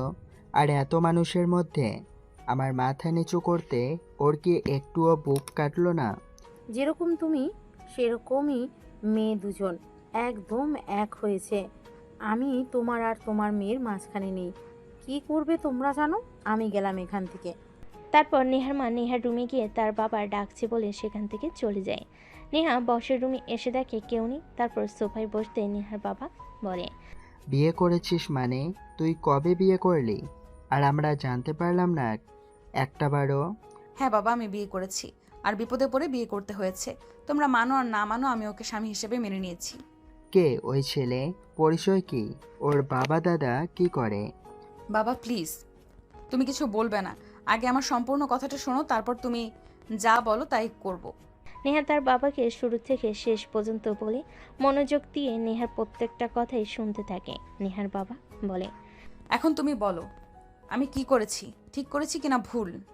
তুই তো আমার কাছে নিয়ে এসে পরিচয় করিয়ে দিলেও পারতি। আচ্ছা, ও তো তোদের ফ্ল্যাটে আছে তাই না? যা, ওকে নিয়ে আয়। নেহা খুশি হয়ে তার বাবাকে জড়িয়ে ধরে বলতে লাগে, ইউ আর মাই বেস্ট পাপা। হয়েছে, আর ঢং করতে হবে না। যা, গিয়ে ছেলেটাকে নিয়ে আয়। তারপর নেহা বাইরে আসে, গাড়ি স্টার্ট দিয়ে ফ্ল্যাটে চলে যায়। একটু পরে ফ্ল্যাটে গিয়ে পৌঁছায়। দরজায় কলিং বেল দিতে স্বাধীন এসে দরজা খুলে দেয়। তারপর নেহা ভিতরে প্রবেশ করে দরজা আটকে দিয়ে স্বাধীনকে জড়িয়ে ধরে শক্ত করে। কি করছেন আপু, প্লিজ ছাড়েন। ছাড়ার জন্য তো আর ধরিনি, আর একদম আমাকে তুই আপু বলবি না, তাহলে কিন্তু তোর খবর আছে। ঠিক আছে, তাহলে ম্যাম বলে ডাকবো। এইবার তো অন্তত ছাড়ুন আমাকে। ছাড়বো না তোকে, আজীবন এইভাবেই শক্ত করে জড়িয়ে ধরে রাখবো। তুই যতই আমাকে ছাড়ার চেষ্টা করিস না কেন, কিন্তু আমি তোকে ছাড়বো না। এক পর্যায়ে নেহার হাত থেকে স্বাধীন সাড়া পায়। কি হয়েছে আপু, আপনি ঠিক আছেন তো? নাকি আজকেও ড্রিঙ্কস করে এসেছেন? পরে যখন আবার নেশা কেটে যাবে আমাকে উল্টাপাল্টা কথা বলবেন। তারপর নেহা স্বাধীনকে শুরু থেকে শেষ পর্যন্ত বলে তার বাবা স্বাধীনের সঙ্গে দেখা করতে চেয়েছে এই বিষয়টা। তারপর স্বাধীন কথা শুনে অনেকটা ভয় পেয়ে যায়। স্বাধীনকে ভয় পেতে দেখে নেহা বলে, আরে ভয় পাচ্ছিস কেন তুই? আমার বাবা অনেক ভালো, আমি যা চেয়েছি তাই দিয়েছে। তারপর নেহা স্বাধীনকে নিয়ে তার বাসায় চলে আসে। তারপর নেহার বাবার সঙ্গে স্বাধীন কথা বলতে লাগে। নেহার বাবার অনেক পছন্দ হয় স্বাধীনকে। তোমাকে আমার অনেক পছন্দ হয়েছে। আমার মেয়ের জন্য একদম পারফেক্ট তুমি। যা মা, ওকে নিয়ে রুমে যা। তারপর নেহা স্বাধীনকে নিয়ে রুমে চলে যায়। দেখতে দেখতে রাত হয়ে যায়। রাতে খাওয়া দাওয়া শেষ করে নেহা আর স্বাধীন রুমে চলে যায়। স্বাধীন বেলকুনিতে গিয়ে আকাশের দিকে তাকিয়ে থাকে। পিছন থেকে নেহা স্বাধীনকে জড়িয়ে ধরে বলে, কি ভাবছো আমি তোমার পাশে আছি? আজীবন চিরকাল তোমাকে আর ভাবতে হবে না। কথাটা বলে স্বাধীনকে পাশ ফিরিয়ে নেয় নেহা। দেখে স্বাধীনের চোখে পানি। তারপর হাত দিয়ে মুছে ফেলে নেহা। তারপর স্বাধীনকে শক্ত করে জড়িয়ে ধরে ঘাড়ে কপালে কিস করতে লাগে। স্বাধীন নিজেকে আর কন্ট্রোল করতে না পেরে নেহাকে পাজা কোলে করে রুমের মধ্যে নিয়ে এসে খাটের উপর ফেলে দেয়। লাইট অফ করে ঝাঁপিয়ে পড়ে নেহার উপরে। বাকিটা ইতিহাস, সেটা আপনাদের না জানলেও চলবে।